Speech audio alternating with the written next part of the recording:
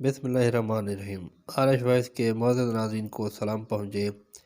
جنوبی ہند کی سابق ریاست میسور کے حکمران سلطان فتح علی ٹیپو معروف بعد ٹیپو سلطان کے انتقال کے 222 سال بعد بھی ان کی شخصیات کے متعلق یہ سوالات اٹھ رہے ہیں کہ آیا وہ مذہبی ہم آہنگی کے طرفدار تھے یا کٹر متعصب۔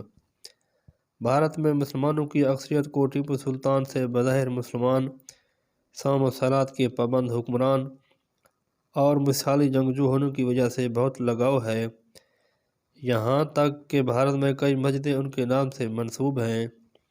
ٹیپو سلطان شاید تقسیم سے قبل کے ہندوستان کی تاریخ کے واحد ایسے حکمران گزرے ہیں جن کے لیے مسلمان کی ایک اچھی خاصی تعداد حضرت، شہید اور رحمت اللہ علیہ جیسی اسلامی اصطلاحات کا استعمال کرتی آئی ہے۔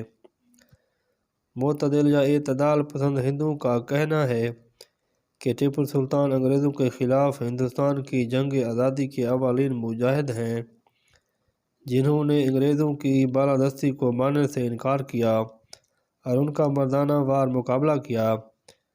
ان کے بقول ٹیپو سلطان ایک عادل اور رعایا پرور حکمران تھے، تاہم اس کے برعکس ہندو انتہا پسند اور ہندو قوم پرست تنظیموں جیسے وشوا ہندو یشید، راشٹریہ سویم سیوک سنگھ اور بھارتیہ جنتا پارٹی کا نظریہ ہے کہ ٹیپو سلطان ایک کٹر متعصب اور ہندو دشمن ظالم حکمران تھے۔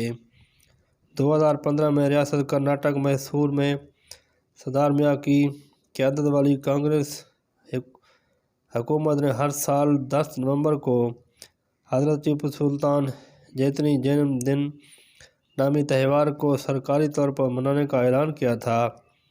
حالانکہ ٹیپو سلطان کا یوم پیدائش 20 نومبر ہے، تاہم 2018 تک جب بھی یہ جینتی تقریبات منائی گئیں، بی جے پی اور دیگر ہم خیال ہندو تنظیموں نے احتجاجی مظاہرے کیے۔ 2015 میں ان تقریبات کے دوران پرتشدد جھڑپوں میں کم از کم 2 افراد مارے گئے۔